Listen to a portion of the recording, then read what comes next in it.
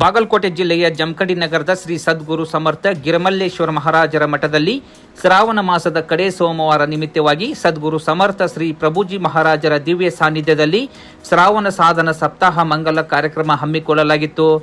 ಇನ್ನು ಈ ಸಪ್ತಾಹ ಕಾರ್ಯಕ್ರಮದಲ್ಲಿ ಮಾಜಿ ಶಾಸಕ ಆನಂದ್ ನ್ಯಾಮಗೌಡ, ಮಾಜಿ ವಿಧಾನ ಪರಿಷತ್ ಸದಸ್ಯ ಜಿಎಸ್ ನ್ಯಾಮಗೌಡ, ತಹಶೀಲ್ದಾರ್ ಸದಾಶಿವ್ ಮಕ್ಕೋಜಿ, ಸಿಪಿಐ ಮಲ್ಲಪ್ಪ ಮಡ್ಡಿ, ಪೌರಾಯುಕ್ತ ಜ್ಯೋತಿ ಗಿರೀಶ್ ಸೇರಿದಂತೆ ನಗರದ ಪ್ರಮುಖರು ಸಪ್ತಾಹ ಕಾರ್ಯಕ್ರಮದಲ್ಲಿ ಭಾಗಿಯಾಗಿ ದೇವರ ದರ್ಶನ ಪಡೆದುಕೊಂಡರು.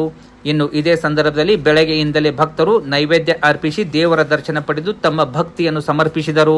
ತದನಂತರ ಸಮರ್ಥ ಸದ್ಗುರು ಶ್ರೀ ಪ್ರಭುಜಿ ಮಹಾರಾಜರು ತಹಶೀಲ್ದಾರ್ ಸದಾಶಿವ್ ಮಕ್ಕೋಜಿ, ಸಿಪಿಐ ಮಲ್ಲಪ್ಪ ಮಡ್ಡಿ, ಪೌರಾಯುಕ್ತ ಜ್ಯೋತಿ ಗಿರೀಶ್ ಅವರನ್ನು ಸನ್ಮಾನಿಸಿ ಗೌರವಿಸಿದರು.